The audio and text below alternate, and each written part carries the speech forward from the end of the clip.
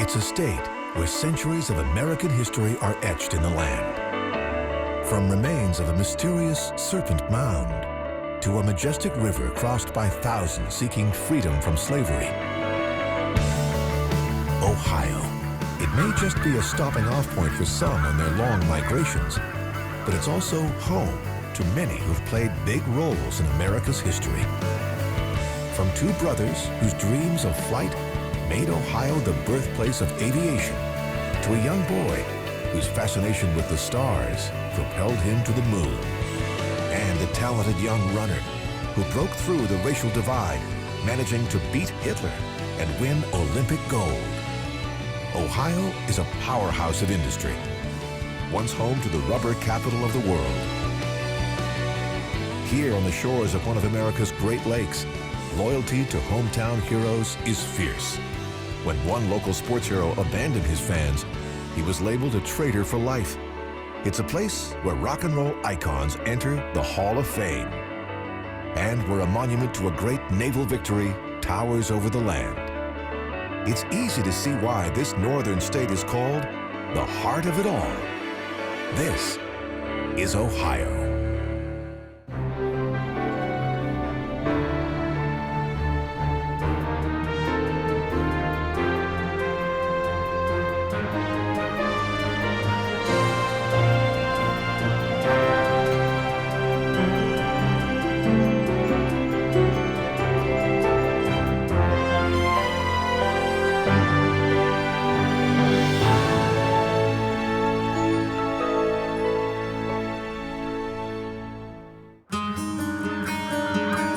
October arrives in southern Ohio, migrating birds take to the air and head south.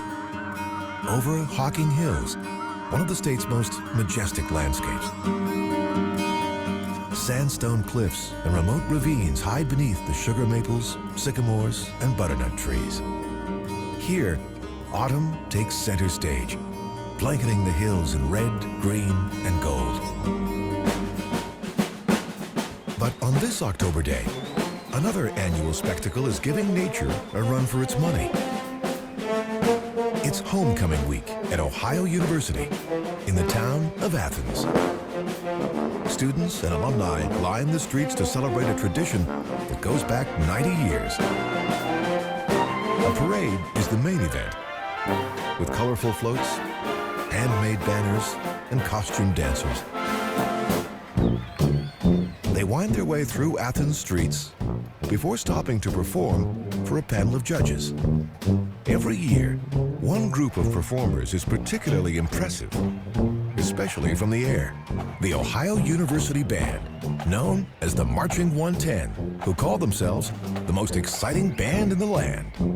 They're already legendary far beyond Athens, thanks to their high-energy dance moves and YouTube videos that have gone viral and attracted millions of hits. When the parade is over, the 110 heads down the hill to Peden Stadium, home of the Ohio University Bobcats. They're rehearsing for this afternoon's homecoming game, when the Bobcats will face off with their longtime rival, the Akron Zips. And during halftime, the Marching 110 will keep team spirits soaring with their signature moves, including the Diamond Ohio, a formation that spells out their school name in the shape of a diamond. Their impressive choreography and spirit has won them performances at Carnegie Hall, in presidential inaugural parades, and on Late Night with David Letterman. But Athens is the place they call home.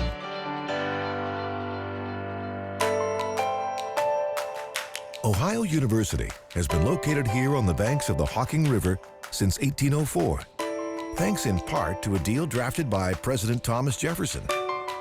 That deal, called the Northwest Ordinance, helped ensure that new territories, like Ohio, set aside land for universities. It's tempting to wonder what Jefferson would have made of the university's most recent achievement, ranking among America's top party schools. One well-known alumnus was no stranger to that reputation. In 1943, a freshman named Paul Newman joined the Phi Kappa Tau fraternity, but he didn't last here long. One night, he allegedly rolled a beer keg down a hill on campus. When the keg crashed into a car owned by the university president, Newman was expelled. Before becoming a famous actor, Paul Newman then joined the Navy, hoping to become a pilot, but his dream of flight was dashed when he was found to be colorblind. But here in the small town of Wapakoneta, another young man shared Newman's dream of flight, and his journey would soon turn extraordinary. In 1944, a 14-year-old boy named Neil Armstrong and his family moved into this corner house. Gazing out at the night sky from his second-floor bedroom, the young Armstrong fell in love with the idea of flight. He got his pilot's license just 2 years later at the age of 16, even before he could drive. Armstrong flew for the Navy and worked as a test pilot for NASA before becoming an astronaut. On July 16, 1969, he and the rest of the Apollo 11 crew lifted off from Cape Canaveral. It was 4 days later, on July 20th, that Armstrong set foot on the moon. While he inspired millions around the world, people here in Wapakoneta were especially proud of their hometown hero. That same day, Ohio Governor James Rhodes proposed building a museum to honor Armstrong and the state's contribution to spaceflight. Just 3 years later, the Armstrong Air and Space Museum opened its doors. From the air, it looks more like a moon station than a museum. Inside is a Gemini capsule, a moon rock, and a simulator that gives visitors a chance to feel what it's like to land on the moon. After his gravity-defying travels and worldwide fame, Armstrong ultimately chose to come back home to Ohio. He took a job as professor of aerospace engineering at the University of Cincinnati. But he wasn't the first in Ohio to explore the mysteries of the skies.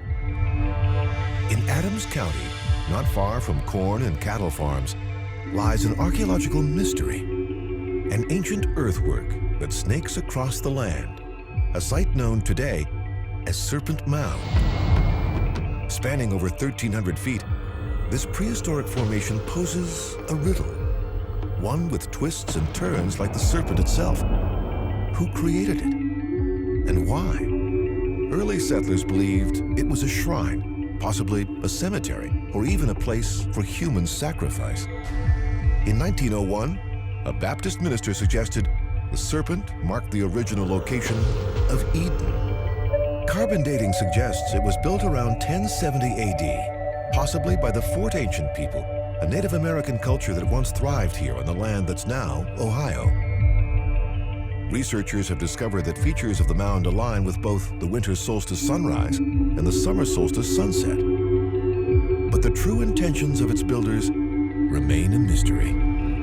Some believe they were giving earthly form to the constellation Draco, a celestial dragon that winds around the Big Dipper. Ohio's native people may have turned to the skies for guidance, but for sustenance, they relied on the slow-flowing waters of the nearby Ohio River. This river valley was once the home of the Iroquois people, who called the majestic waterway that flowed through their land Ohio, or Great River. It was from Ohio that Ohio got its name. The Ohio flows more than 980 miles, from its start in Pittsburgh, Pennsylvania, to the Mississippi. With its particularly smooth and clear waters, Thomas Jefferson declared it the most beautiful river on earth. But at the time, it lay on the wild frontier and acted as an uneasy border between European settlements to the south and Native Americans to the north.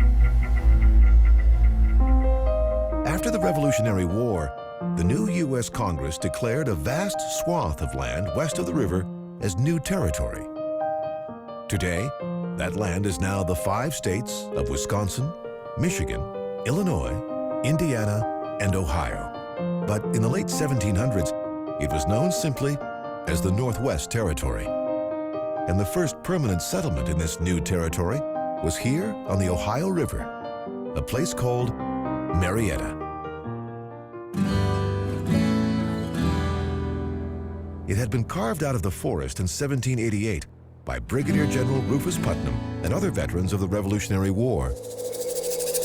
After the war, the U.S. government ran out of funds to pay its freedom fighters, so it offered them land instead. When it came time to name their new frontier town, they chose Marietta after Marie Antoinette as a gesture of gratitude for France's support in the war. Marietta soon played a key role in the development of Ohio, since it was the gateway to the rest of the state. Thousands flooded into the area, and Marietta and other new settlements to the west quickly boomed. By 1802, the territories had 45,000 residents combined, and soon its supporters were applying for Ohio statehood. But the question was, how would it enter the Union? As a free state or as a slave state? As delegates raced to write a new constitution, a passionate abolitionist named Ephraim Cutler drafted a veto of slavery to be included in the state's Bill of Rights. He managed to convince enough delegates to get the veto passed by just one vote, which is how Ohio came to be a free state, with slave states just below the border. Over the coming decades, the Ohio River became a symbol of hope for thousands of escaped slaves fleeing the South on the Underground Railroad. They called it the River Jordan, for once they crossed the Ohio from Kentucky or West Virginia, they knew they were on their way to freedom. In the dark of night, slaves and their helpers made the journey across the Ohio River in small boats to houses of refuge, like this one, the Sawyer Curtis House. For the owners of these safe havens and for the slaves themselves, there was great risk. Even though slavery was outlawed in Ohio, slave owners from other states still had every right to cross the river too and seize any slave that had escaped into Ohio. And in 1850, the U.S. Congress passed the Fugitive Slave Act that not only required escaped slaves to return to their owners, it also made it a federal crime for anyone to help a slave escape. For many in the North, this law was the last straw. One woman who had lived in this house as a young adult decided to take action in the way she knew best, by writing.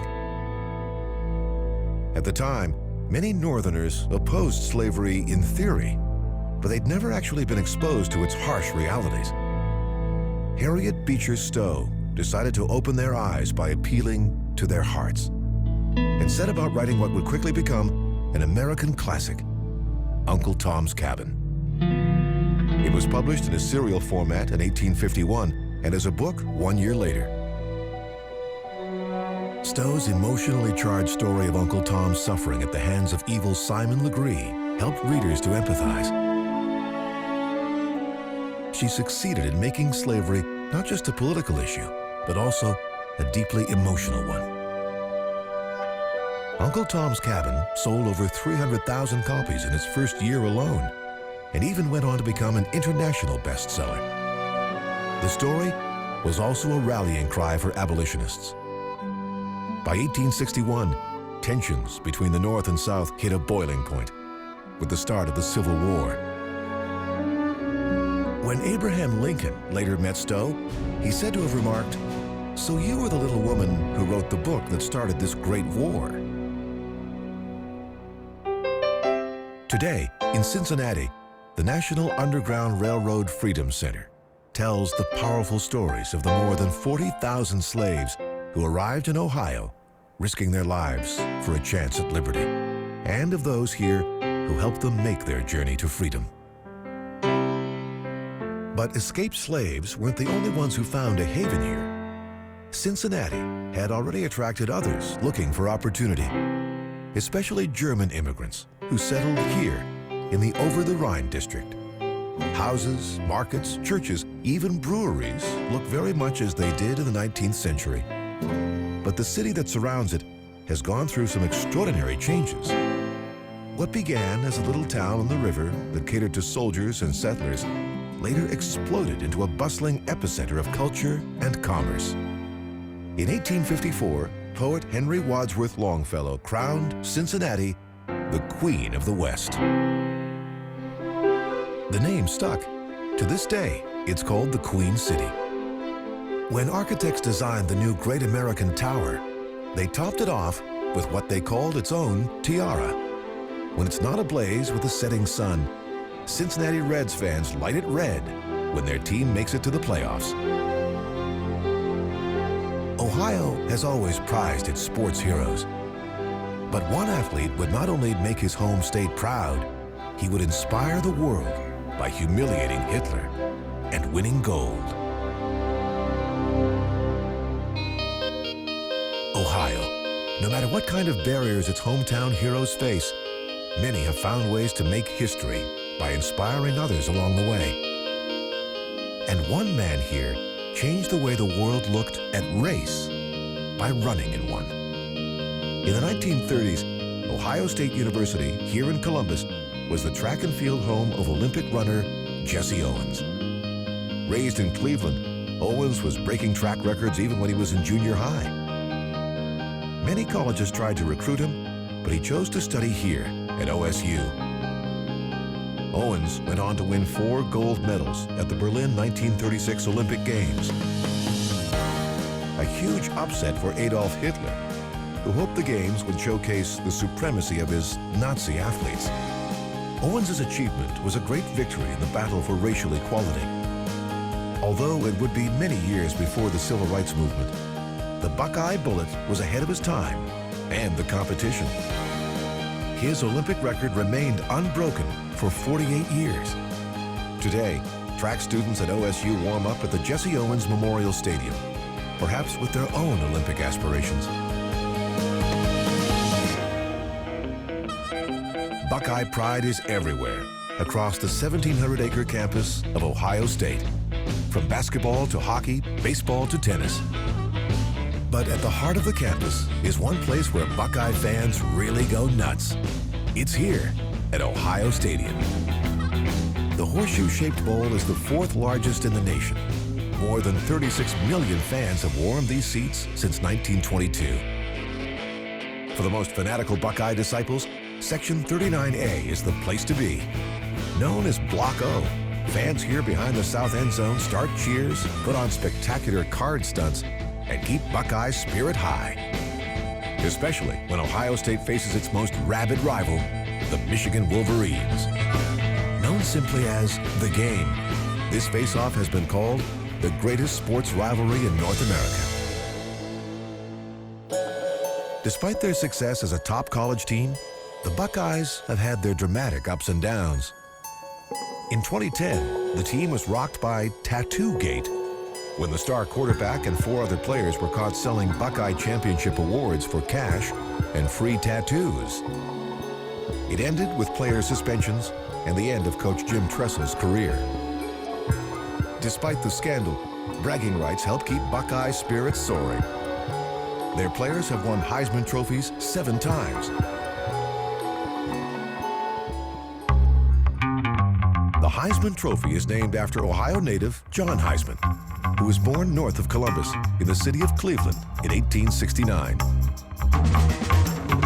His legendary impact on the sport lives on today at Cleveland's Browns Stadium on the shores of Lake Erie.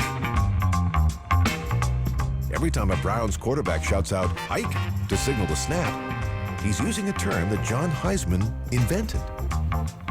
Ohio sports fans take their devotion to their teams and players very seriously. In the 1990s, the Browns owner, an advertising executive named Art Modell, announced he was moving the team to Baltimore, in part because Cleveland's existing Browns Stadium was outdated. Enraged fans protested, and the city of Cleveland sued to keep the team in town, arguing that a new publicly funded stadium was already approved. In the end, Modell was allowed to move his players to Maryland, but he had to pay the city $12 million and leave the team's name behind in Cleveland.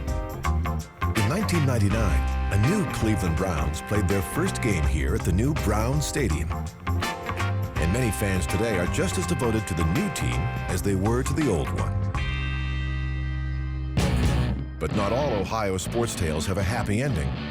Cleveland is also the site of one of the most famous betrayals in sports history, which hit fans hard here at the Quicken Loans Arena, also known as the Q. In 2003, the Cleveland Cavaliers struck it big when they scored the NBA Lottery's #1 draft pick. They chose Ohio native LeBron James.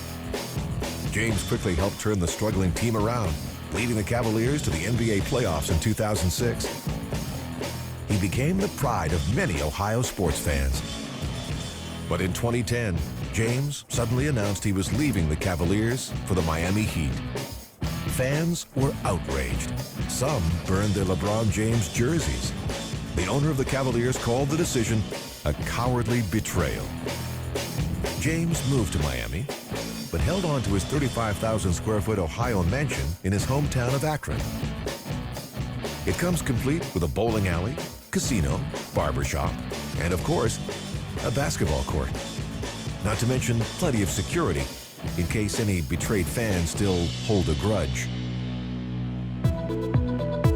LeBron James first caught the attention of pro basketball scouts here at St. Vincent St. Mary High School in Akron, a city better known as the rubber capital of America. It lies just south of Cleveland. In Greek, Akron means a high point. The town lies on the highest point on the Ohio and Erie Canal, a once bustling waterway that connected Lake Erie in the north with the Ohio River in the south. Fly over Akron today, and giant rubber factories appear in nearly every direction. But Akron's rubber story begins long before cars sped down its streets. According to legend, the city's first rubber king, B.F. Goodrich, launched his business after watching a friend's house burn to the ground when the firefighters' old hoses failed in the cold. Goodrich opened his plant here in 1871, first making rubber fire hoses and bicycle tires. By 1888, he was developing new inflatable tires for bicycles, and later for cars. Thanks to its specialized labor force, more rubber companies opened their doors here, and Akron became the rubber capital of America. Akron streets bustled as the rubber industry boomed. In the early 20th century, it was at one point the fastest growing city in the nation. Actor Clark Gable even worked here at the Firestone plant, a brief pit stop on his road to Hollywood. It was an actor friend at the factory who first invited Clark to see a play, and the young man became hooked on the idea of acting. But by the 1970s, radial tires from Europe were all the rage, and business began to falter. In just 15 years, most of the big tire producers here were bought out by foreign companies. Most of Akron's rubber factories closed for good. The Goodrich tire brand is now owned by Michelin. And Akron's legendary Firestone plant was closed when the company was purchased by Japan's Bridgestone Corporation. Bridgestone still makes race car tires in Akron, but the rest of its manufacturing plants are located around the world. There may not be much rubber left in Akron, but there's one place here where the product that built this city is on proud display. Covering an engineering marvel that towers over the Akron International Airport. This rubber-roofed behemoth is known as the Goodyear Air Dock. When it was built in 1929, it was the world's largest structure without interior supports. With nearly 364,000 square feet of floor space, it's big enough to house 8 football fields side by side. And there's a very good reason why it's so big. In the 1930s, the U.S. Navy needed a place to build massive helium-filled airships that could act like flying aircraft carriers. Though some believe these airships, also called dirigibles, represented the future of air travel, they made easy targets for enemy aircraft and didn't fare well in bad weather.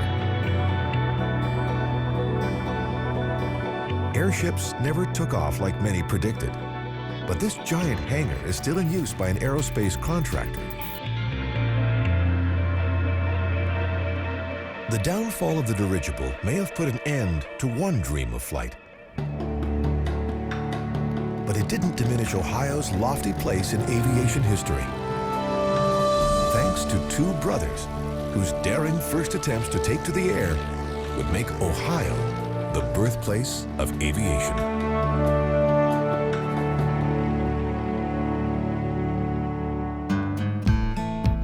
From its astronauts to world-class athletes, Ohio has been the humble home of dreamers who dared to aim high. For one pair of Ohio brothers, it took a little ingenuity, passion, and determination to turn their dream of flight into reality. It all began just about 50 miles north of Cincinnati, in the city of Dayton, a place known today as the birthplace of aviation. It was here that Wilbur and Orville Wright ran a modest bicycle shop and printing press in a brick corner building that still stands downtown today. From their work on bicycles, they already knew control and balance would be critical, so they tested their ideas with unmanned gliders. Although the Wrights had managed to lift off on the beach of Kitty Hawk, North Carolina, they hadn't found a way to stay in the air for more than a minute. But that was about to change. The brothers convinced a local farmer to lend them a cow pasture. The owner of this field gave his permission, but on the condition that they clear the runway of livestock before taking off. They also needed a place to store their invention, so they built a simple hangar on the field. A reconstruction of that original building now stands at the site. After many attempts, the brothers' dreams finally took off. In October 1905, Orville lifted up into the skies in their handmade airplane for their longest flight to date. He managed to circle the field 29 times before finally running out of fuel, after staying in the air for a record 39 minutes. What may have excited the Wright brothers the most was knowing that flight offered a chance to see the world from a new perspective, something that their own hard work tinkering with aerodynamics had made possible. Isn't it astonishing, wrote Orville, that all these secrets have been preserved for so many years, just so that we could discover them? 5 years later, the Wright brothers were building the world's first mass-produced airplane, which they named the Model B Flyer. Costing $5,000 in 1910, it was released at about the same time as Henry Ford's Model T. It's believed that 100 of these planes were mass-produced and sold, including some to the U.S. Army, and even one, some say, to the Mexican revolutionary leader, Pancho Villa. Today, aviation buffs fly high over Dayton in this replica of the Model B. Nicknamed the Brown Bird, it's been soaring the skies since 1982. Only a few pilots in the world are qualified to fly it. It's like riding a motorcycle in the sky, except there's almost unlimited visibility. It's built to the exact specifications of the original Model B, as a two-seater with separate controls that allows the pilots to maneuver the plane's pitch, yaw, and roll. But not everything's the same. The Model B Flyer's original spruce frame has been replaced with sturdy but lightweight steel. And instead of landing on wooden skids like the original, this plane touches down on Harley-Davidson tires. After their astounding success, Wilbur and Orville traveled the world, but always came home to Dayton. Orville later lived here at Hawthorne Hill, a mansion with the Wrights' endless flair for clever DIY gadgetry, including a toaster that could slice bread and what was called a circular shower bath. But the Wright brothers knew that success required much more than just new gadgets and technology. As Wilbur put it, what is chiefly needed is skill rather than machinery. And that's proven to be the case for another of Ohio's legends. One who lives just outside Columbus in this mansion that's rumored to be 60,000 square feet and have heated sidewalks. This is the estate that Victoria's Secret built. It belongs to Les Wexner, CEO and retired founder of the global retailing giant Limited Brands. In 1963, Wexner borrowed $5,000 from his aunt to start a clothing store in Columbus that he called The Limited. He had a special skill for identifying trends in fashion. And just 6 years later, The Limited went public. In 1982, he purchased Victoria's Secret. Today, Wexner's net worth is estimated at $4.4 billion, which makes him the richest man in the state. And he's kept much of his empire right here in Ohio. The headquarters of one of his most successful companies lies just down the road. The giant campus of Abercrombie & Fitch, a brand that caters to the youthful and the athletic. Inside this $131 million complex, there are few cubicles or closed office doors. The office space has an open layout to encourage teamwork. Consistent with the company's active and outdoorsy branding, the complex is designed to bring the outdoors inside, with large windows and open concrete walkways. Here, scooters and skateboards are more common than suits and ties. Abercrombie & Fitch's devotion to lifestyle branding has helped this retail giant go far, with hundreds of stores around the world and billions of dollars in revenue. But some accuse the company's culture of youth and beauty of going too far. In a business where six-pack abs are part of its selling strategy, lawsuits are popping up. In 2004, the company paid $40 million to settle claims from minority employees who claimed discrimination. Since Les Wexner no longer personally runs Abercrombie & Fitch, it remains to be seen if this Ohio company can continue his success. And Wexner is not the only one in Ohio that's proven to have a Midas touch. Nearly 2 centuries ago, a young U.S. naval commander facing certain death launched a daring assault against a foreign power just off Ohio shores. These sandy shores mark Ohio's northern border on Lake Erie. The waters of this lake may be peaceful today, but in the early 19th century, they were filled with battleships, cannons ablaze, during one of the most important naval battles in United States history. It all happened in the waters off South Bass Island, which now lies just south of the Canadian border. In 1812, war broke out between Britain and the U.S. That same year, British forces captured Detroit. The U.S. Navy feared that Lake Erie could be next. Then, on September 10, 1813, 6 British warships sailed towards South Bass Island. Many feared it was part of a British plan to take complete control over Lake Erie. In response to the threat, 27-year-old United States Navy Commodore Oliver Hazard Perry rushed his fleet into action, here in a place called Put-in Bay. At first, the southwest winds worked against Perry's fleet. The British ships fired heavily on Perry's ship, the USS Lawrence, killing or wounding nearly all of his crew. Desperate and on the verge of defeat, Perry decided to risk it all. In a small skiff and under fire, he rowed to his nearest fighting ship, the Niagara, and climbed on board. Then, Perry and his men sailed the Niagara straight towards the British fleet. The winds changed, and so did Perry's luck. 2 British ships became entangled and were unable to maneuver in defense. Almost immediately, the British surrendered. In a span of just 20 minutes, Perry had gone from facing certain death to capturing every British vessel. Lake Erie was now safely in American hands.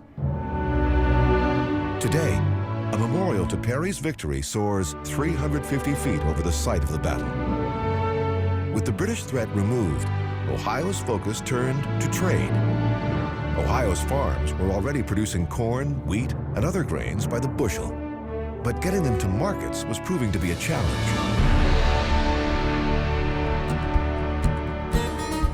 In the early 19th century, the state government commissioned new canals to connect Lake Erie to the Ohio River, helping create a giant transportation network that reached from New York City to the Mississippi River and ultimately New Orleans. In the days before trucks and trains carried goods across the country, canals were the highways of commerce. Farmers, merchants, travelers, and industrial tycoons all relied on these watery routes. Long stretches of Ohio's early canals have fallen into disrepair, but some remain and offer a glimpse of how goods were once transported across the state. To keep the boats and barges moving, mules often pulled them from the shore and could drag barges all the way from Toledo to Cincinnati. In Ohio, the city that benefited most from this network was Cleveland, thanks to a few titans of industry. One of the earliest was John D. Rockefeller, the world's first billionaire, who grew up just outside of town. In 1863, he and a partner built an oil refinery here on what's called the Flats. It was the start of a business that would become the oil giant Standard Oil, parts of which would later go on to become both Chevron and ExxonMobil. Rockefeller's success helped transform this lakeside city into a bustling epicenter of industry. Steel quickly became the city's backbone. By 1880, nearly 30% of Cleveland's residents worked in steel mills south of town. Today, Cleveland's steel plants are still going strong. These are some of the largest plants of their kind in America, and they still rely on the winding Cuyahoga River to ship their goods to market. Today, bulk carriers carefully navigate this narrow waterway, just as ships have been doing for more than a century. But one wrong move of these long, cumbersome carriers can spell disaster. This busy river was once the embarrassment of the city, and may be one of the reasons why Cleveland was once nicknamed the Mistake by the Lake. For years, Standard Oil, Goodyear tires, Sherwin-Williams paints, and Republic Steel all dumped their waste right into the Cuyahoga River. Until one day in 1969, when the river itself caught on fire in one of the most famous environmental disasters of the 20th century. It began when sparks from a passing train ignited oil-drenched debris floating in the stagnant water. Flames leapt high enough to burn down a wooden bridge. Firefighters quickly controlled the blaze, but by then, it was too late. Cleveland was now a symbol of industry gone amok. The fire happened at about the same time that Ohio native Neil Armstrong made his historic first step on the moon. And after Time magazine covered both events in the same widely read issue, the river that burned became a rallying cry. The Environmental Protection Agency was formed within 3 years. Ohioans started paying attention to the Cuyahoga itself, a once beautiful waterway that had been abused. Soon, more and more people were fighting to clean up and restore this watershed. Today, their efforts have resulted in the Cuyahoga Valley National Park, now a protected stretch of river with miles of biking trails and places set aside for wildlife to thrive. While fish populations have risen dramatically in years, high levels of contaminants and bacteria circulate this waterway. But it's not just rivers that are being claimed in Cleveland. In the city's University Circle District, old buildings are being made and new ones built to reflect the changing world around them. This modernist cube, designed by Farshid Mousavi, the new home, is home for Cleveland's Museum of Contemporary Art, or its black glass panels respond to the changing light and activity on the street below and are meant to help visitors experience and reflect on the passing of time. Even its shape is in flux. Mocha starts off on the ground as a hexagon, but ends up as a square at its roof. Just down the street, another design undulates more like crashing waves. Frank Gehry's Peter B. Lewis home building of the Weatherhead School of Management is one of University Circle's most iconic structures. Here, some existing buildings are being given a modern twist. Museum of Art, which first opened in 1916, he's getting a $350 million renovation, which includes a brand new glass-roofed atrium. But in University Circle, cutting-edge design is not only reserved. This glimmering facade is home to the most innovative medical centers in the world. This is just one of several buildings belonging to the Cleveland Clinic. Oprah Winfrey, Robin Williams, and even William Randolph Hearst have all sought treatment here. But the building that kick-started Cleveland's modern building boom isn't on University Circle. It's downtown and looks out over the banks of Lake Erie. This is the Rock and Roll Hall of Fame. Nearly 300 legendary artists have been inducted here.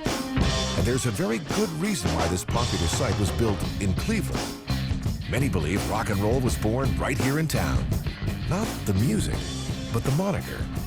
In 1951, a Cleveland DJ named Alan Freed first came up with the phrase rock and roll to describe a new beat-driven kind of music.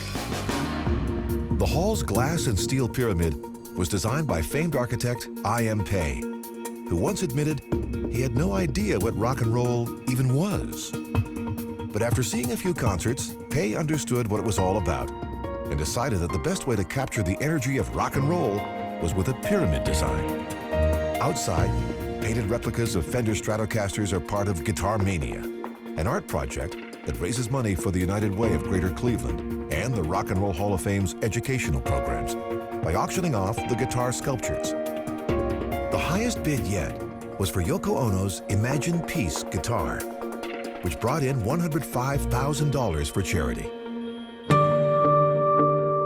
While these guitars may act as colorful tributes to rock and roll, other monuments here memorialize lives gone by. Here at Lakeview Cemetery, this Victorian garden-style cemetery is the final home to many of Cleveland's finest citizens, including John D. Rockefeller.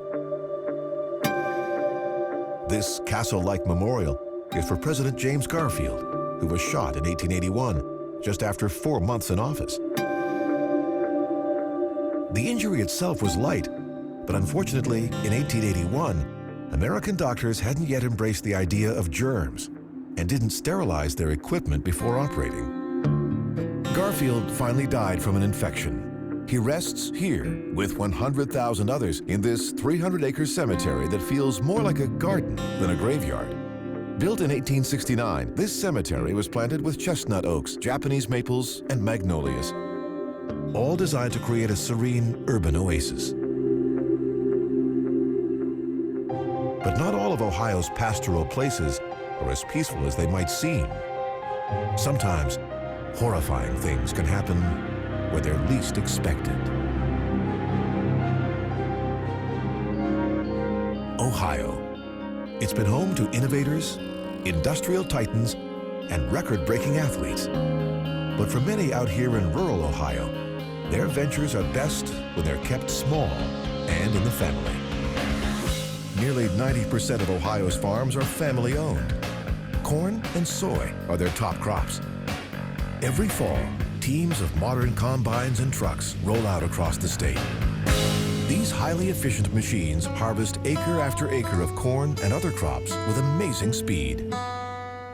But not all of Ohio's bounty is harvested the modern way. Take these upright bundles of corn. They've all been cut and stacked by hand.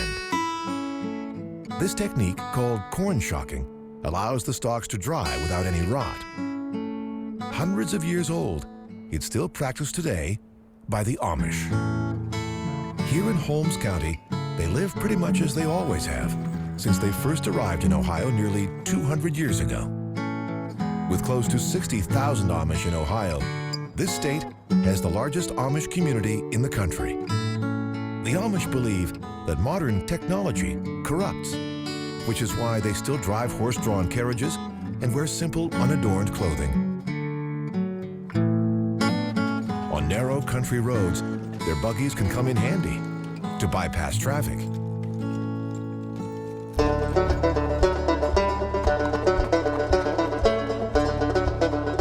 Since the Amish have cut off many of their ties with the outside world, their way of life has remained a mystery to many.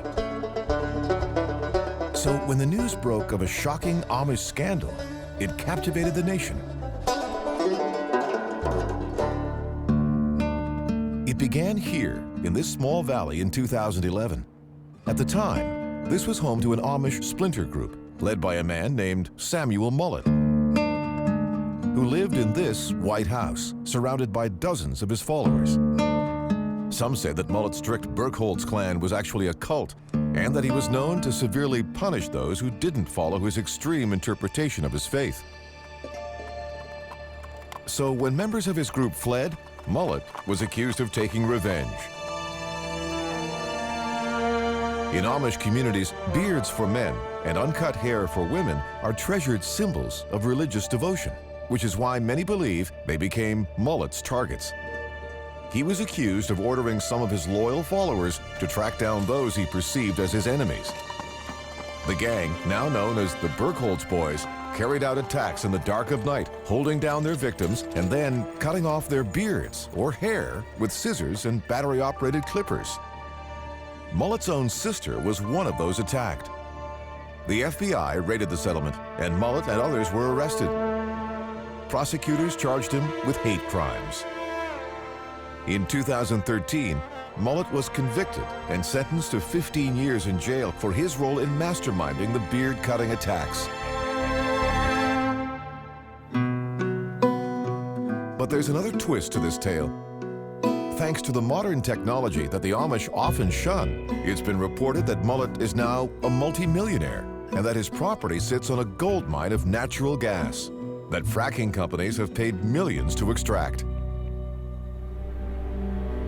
With its rolling hills and open plains, Ohio offers plenty of places to carve out one's own community, even for celebrities with a cult-like status.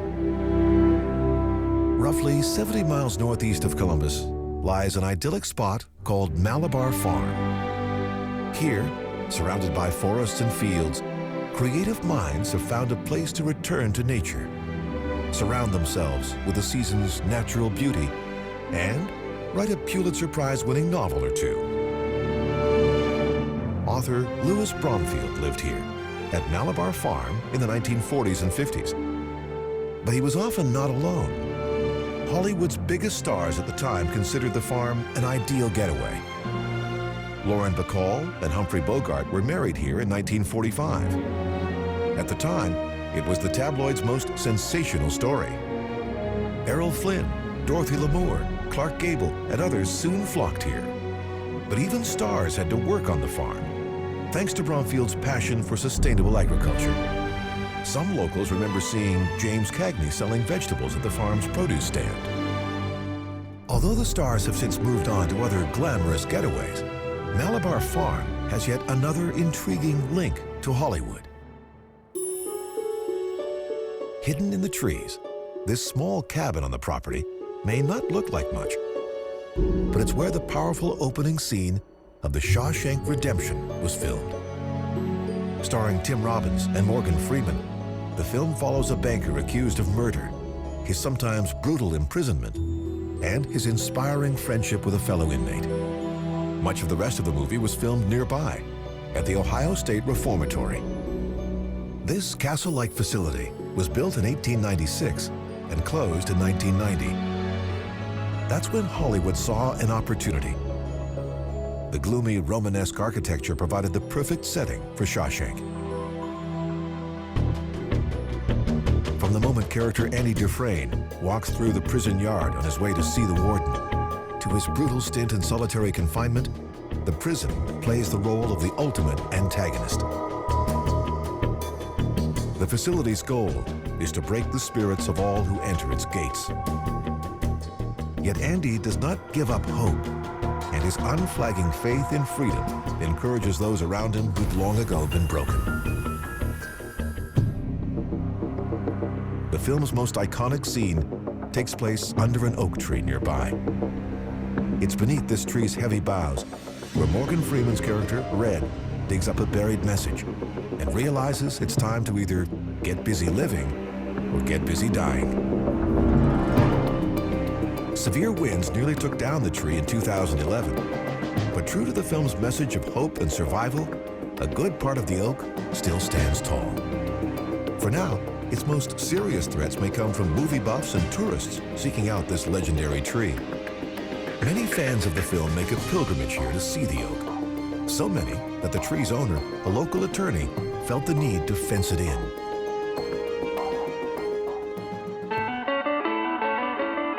But there's no fencing in the bold spirit of Ohio.